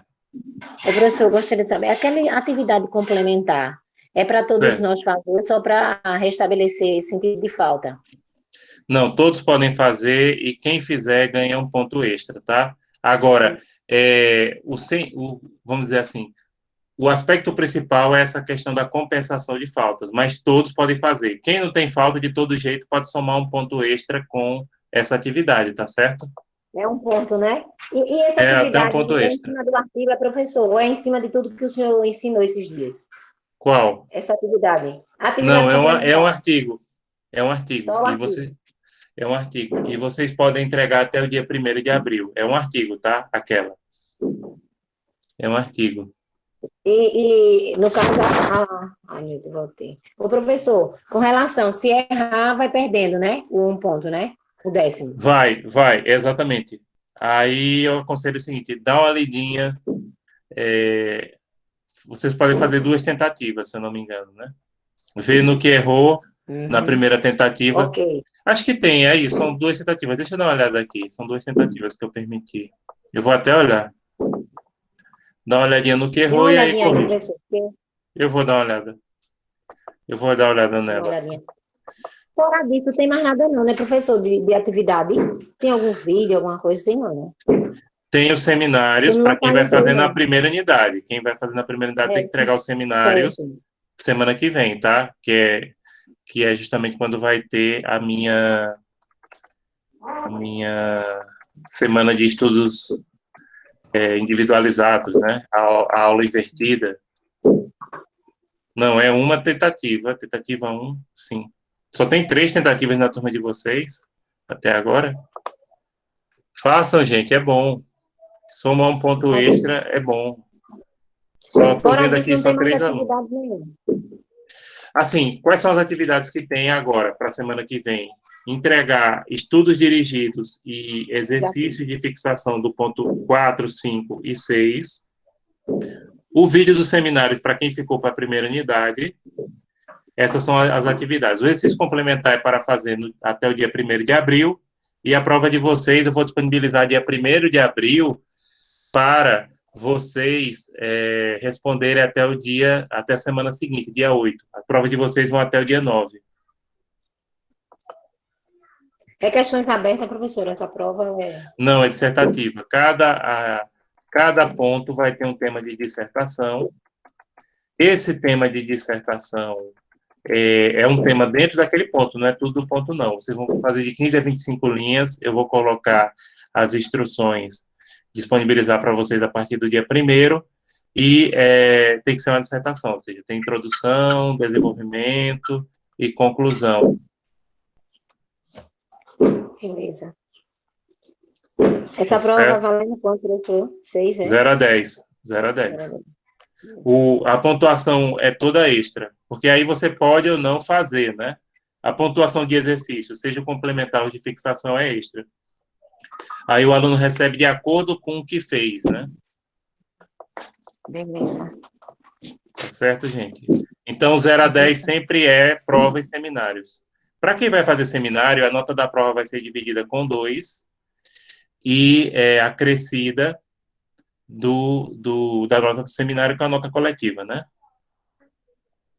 Outra coisa que eu quero chamar a atenção, quem tiver problema com o tamanho do arquivo do vídeo dos seminários, vocês podem postar o link do Drive, do seu Drive, ou pode postar um link do YouTube, tá? Agora, eu não vou aceitar que mande para o meu e-mail, para não lotar o meu e-mail de vídeos, né?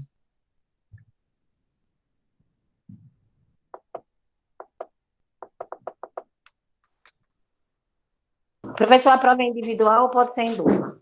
Não, individual. Eu só faço prova individual, consultada e subjetiva. Eu não faço prova em grupo. Ok, professor?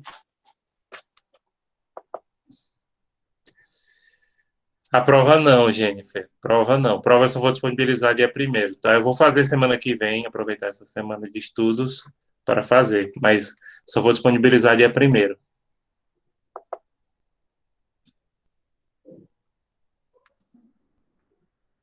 Deixa eu ver o que mais. O que mais você tem de pergunta?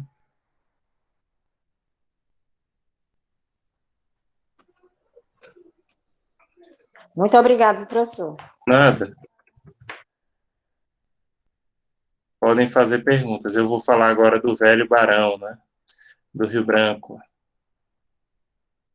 Também Mausolio não menciona a data, não estou achando aqui.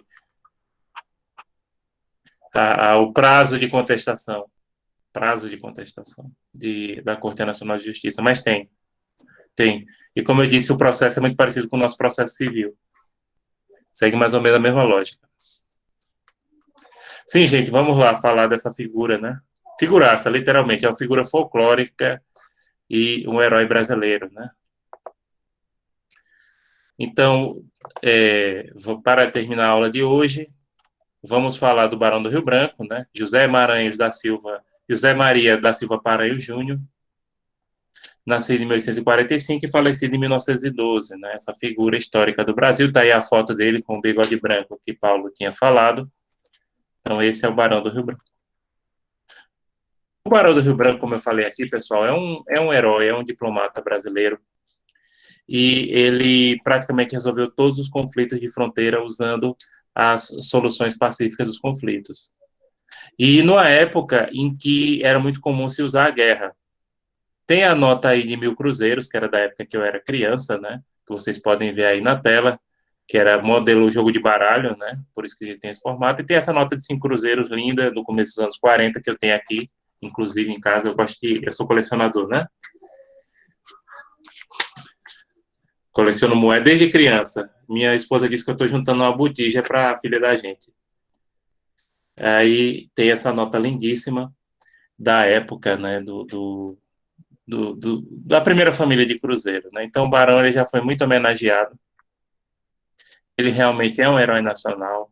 Inclusive na questão do Acre, percebam, na questão do Acre, desde o início, essa é a moeda de 50 centavos de real, né? Inclusive tem a edição 98, que é a mais valiosa de todas, e que, se algum de vocês achar 98, guarde, viu?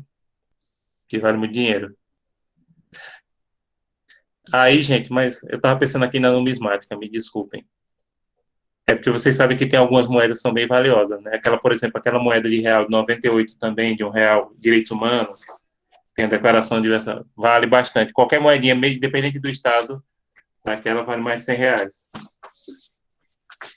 E tem umas duas, eu acho. Que também, quanto mais preservada, mais vale. Mas aí é outra história. Que deixa eu falar do aspecto da pessoa. O Barão do Rio Branco, gente, ele era filho do Visconde do Rio Branco, que tinha sido primeiro-ministro na época do Império. Ele ingressou no Serviço Diplomático Brasileiro em 1876 e ele foi ministro das Relações Exteriores do Brasil durante 4 governos diferentes, pela competência e unanimidade em torno do nome dele. Ele era monarquista, foi monarquista a vida inteira, e as pessoas perguntavam, por que é que você serve a República? Ele diz que o que importava era servir o país, não importava o governo que estivesse. Para ele, o importante era servir o Brasil, mas ele era um monarquista. Inclusive, Rui Barbosa, a República, não sei se vocês sabem, a República ela extinguiu os títulos de nobreza no Brasil. Então, Isso foi, inclusive, no objeto do primeiro decreto. E Rui Barbosa, que era ministro da Justiça, né, do governo republicano, mandou um ofício para eles dizendo assim: senhor José Maria da Silva Paranhos, fique ciente, Júnior, né? Fique ciente que os títulos de nobreza foram abolidos pelo decreto, não sei o quê. Aí ele botou ciente, Barão do Rio Branco. E não porque ele fizesse questão que as pessoas chamassem de barão, mas, sobretudo, era uma homenagem ao pai dele, que era o Visconde do Rio Branco, e que tinha sido primeiro-ministro do Brasil Imperial durante vários anos. O barão era uma figura extremamente popular. Quando ele passeava nas ruas do Rio de Janeiro, a população aplaudia, e ele morreu no Carnaval de 1912. Parou o Carnaval do Rio, quando ele morreu. Fizeram, né, até uma música de carnaval, dizendo que era melhor o Marechal, que era o presidente Marechal Hermes da Fonseca, né, na época, ter morrido, do que o Barão. E aí fizeram outro carnaval 15 dias depois, no meio da Quaresma, porque o Barão tinha interrompido esse. Então, era essa pessoa popular, era essa pessoa que sempre respeitou os outros países. No caso da Bolívia mesmo, na questão do Acre, o Acre, ele reconheceu desde o início que era território boliviano.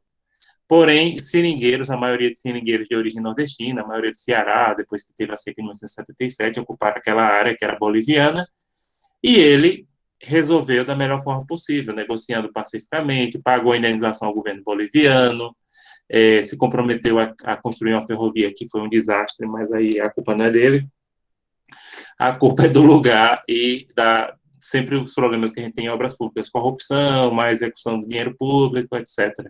Mas a forma que ele foi reconhecido foi exemplar, porque imagine só, se ele fosse outro, no que os seringueiros nordestinos já tinham expulsado o exército boliviano à bala. Ele mandava o exército brasileiro ocupar.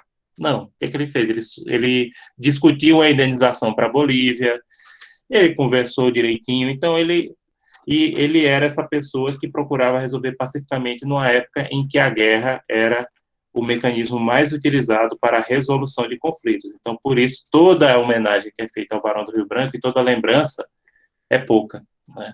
Porque o Brasil, infelizmente, tem essa questão de não valorizar as pessoas que fizeram muito, ou de esquecer das pessoas que não fizeram muito, e por isso que eu queria tirar esse momento aqui com vocês, para a gente lembrar dessa figura, né, que merece toda a homenagem, com certeza, e que é um exemplo e que é um herói nacional do nosso país.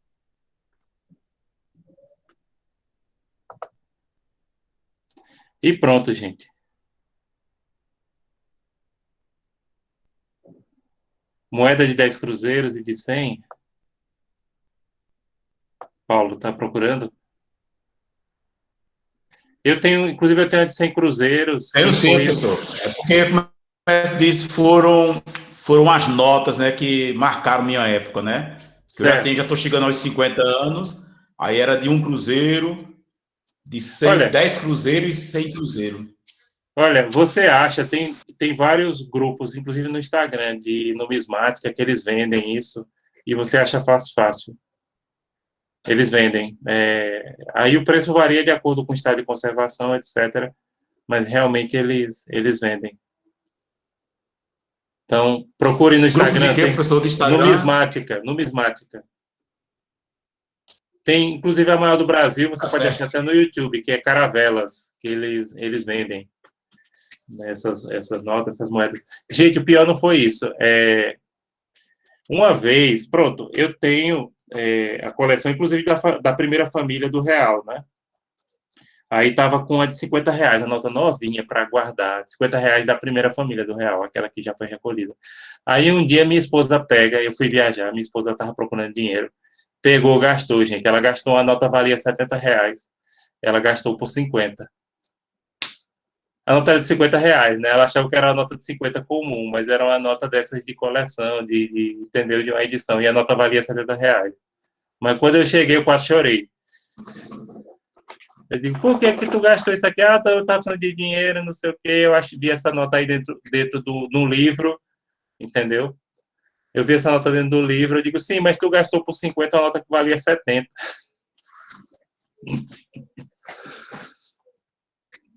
Aí eu dancei. Aí depois disse, olha, essas notas que estão nesse livro aqui é porque são notas reservadas de coleção, tal. Que também tem isso, né? Como eu disse, uma nota de R$ 1 daquela de direitos humanos, mesmo que ela não esteja em tão bom estado de conservação, ela vale mais de R$ 100. As das Olimpíadas também valem, né? Só que vale menos. Mas essas de direitos humanos... Sim, Isaac, a pontuação do seminário é 5 pontos. Perfeito. Deixa eu colocar aqui, Paulo, para você pesquisar.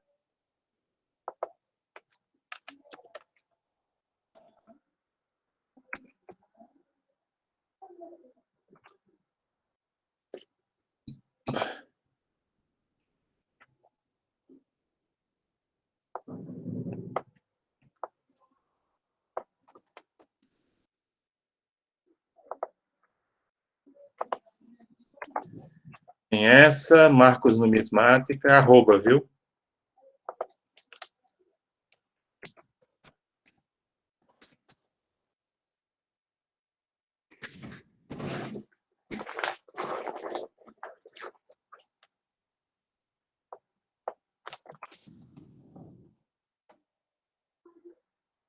E Caravelas Coleções, eu vou colocar aqui também. Acho que eles são os maiores do Brasil.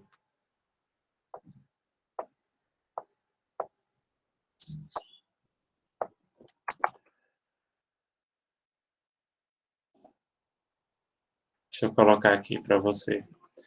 E, Paulo, olha aqui, tem um link de Caravelas Coleções, eles também têm no Instagram. No Instagram tem muitos grupos de numismática. Tem gente que ganha dinheiro e vive disso, gente. Sério. Mesmo que minha esposa disse que eu estou juntando uma botija, apesar que eu não negocio. E também eu não sou um aficionado, vamos dizer assim. Eu não dedico muito tempo, não. Mas desde pequeno eu gosto. Pronto, essa aqui é um cruzeiro, ó, da época da ditadura. A nota de um cruzeiro. Tá no papel, tá?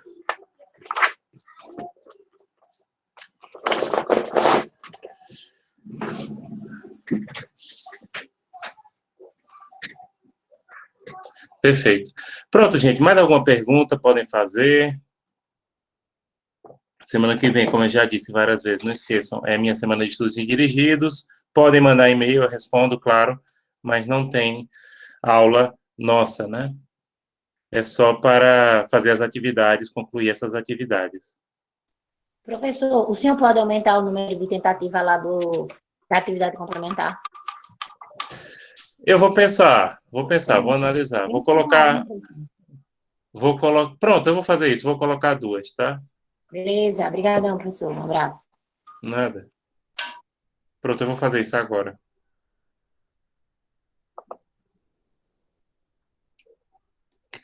Deixa eu colocar aqui 2 tentativas. 2 tentativas. Pronto, gente, se quiserem fazer mais perguntas, podem ficar aqui, senão a gente já vai encerrando a aula de hoje, que eu já terminei o assunto, né, da primeira unidade. Geralmente, turma, quando eu termino assim mais cedo, da primeira unidade, apesar que está previsto, né, está no cronograma mesmo. Ou a turma é muito boa ou muito ruim. Vamos ver na nota de vocês como é que vai ser. Ô, professor, com relação ao exercício que está para a data do dia 1º de abril, ele é um Uhum. exercício estilo esses outros exercícios, ou ele é um pouco mais... Porque eu olhei aqui e está dizendo assim, se você quiser tentar agora responder, entre para tentar responder agora. Eu não entendi. Certo. Mas... Esse exercício complementar é o seguinte, ele vale 1 ponto, ele é para compensar faltas, todos podem fazer, mas a ideia dele é ser complementar. No caso, ele é feito com base em um artigo científico que eu deixei. Eu deixei esse artigo científico para vocês lerem e responderem esse exercício. Mas, assim, ele não tem nível de dificuldade maior do que os outros que a gente colocou, não, tá? Ele não tem um maior nível, não. Pronto, gente, pode perguntar qualquer coisa que vocês quiserem aí. Professor, Pois não, eu estou escutando. no caso, o seminário é obrigatório, não é? Isso, seja na primeira ou na segunda. Quem não fizer na primeira, faz na segunda. Tá bem, obrigada. Nada. Eu vou aproveitar e... Deixa eu ver aqui. Pronto, gente. O que mais? Ô, professor, só outra dúvida. Que eu estava vendo aqui que ontem o senhor falou que o Tribunal Penal Internacional ele é diferente do Tribunal de Haia, ou eu entendi errado?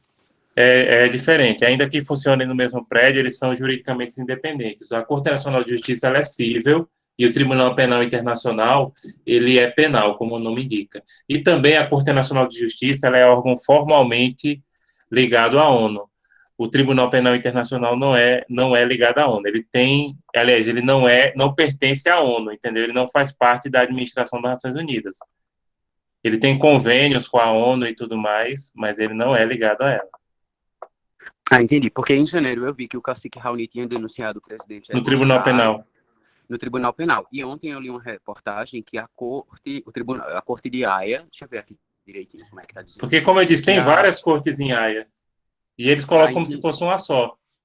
Ah, entendi. Porque aí eu li ontem que a denúncia contra o Bolsonaro no Tribunal de Haia teria avançado. Então, no caso, são denúncias diferentes, né? Não. É uma provavelmente coisa só. Você tem esse link? Que eu vi no Media Ninja. Mas deixa eu ver se eu consigo mandar aqui.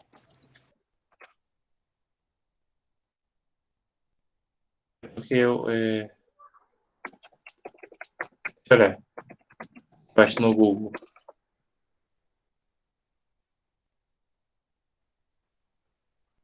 Aqui a última notícia que eu achei é que ele está sendo investigado lá no TPI. E o caso do Raoni, sim, é o caso do Tribunal Penal Internacional, não é nessa.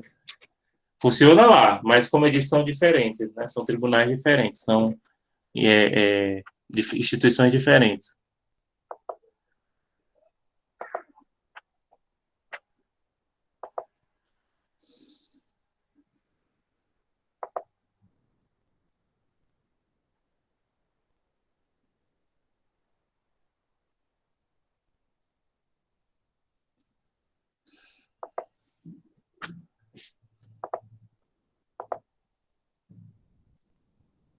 Eu mandei aí o link para o senhor, mas aí eu não sei se é a mesma coisa. Pronto, eu vou lá abrir aqui. O Diário Centro do Mundo, certo? Não, é Tribunal Penal Internacional. Não é a Corte Nacional de Justiça que a gente está falando. Tribunal Penal Internacional a gente vai estudar. O Tribunal Penal Internacional, ele funciona em Haia também, mas como eu disse, são tribunais diferentes.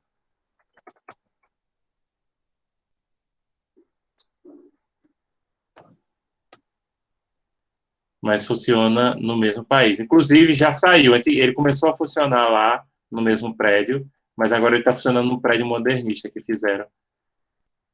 Mas o problema é que muitas pessoas dão a entender que é o mesmo tribunal, que funciona lá, funcionava no mesmo país, no mesmo prédio, né? E funciona na mesma cidade, mas não.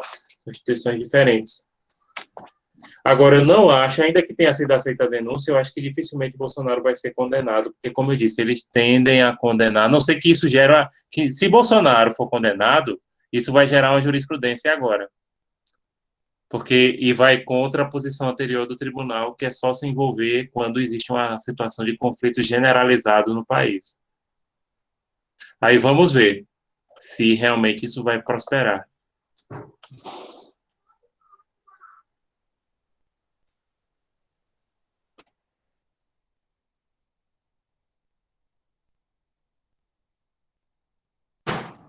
Também depende muito da pressão internacional, né?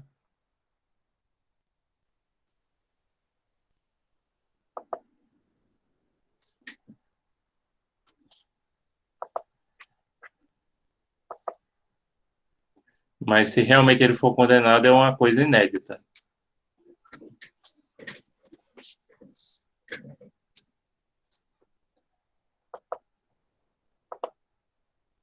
Sim, o que mais, pessoal? Mais alguma coisa? O que eu estava olhando? Me lembrei.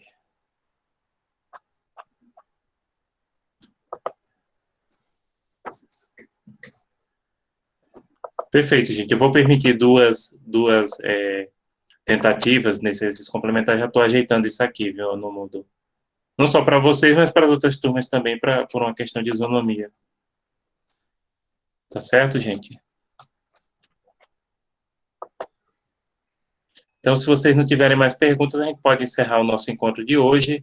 Até daqui a 15 dias. Qualquer coisa, entre em contato conosco pelos canais competentes. Estamos à disposição de vocês. Então, bom dia, bom final de semana para todos e para todas. Tchauzinho, professor. Muito obrigado. Por nada. Abraço. Aqui. Então, até a próxima, gente. Por nada, Raíla. Até a próxima.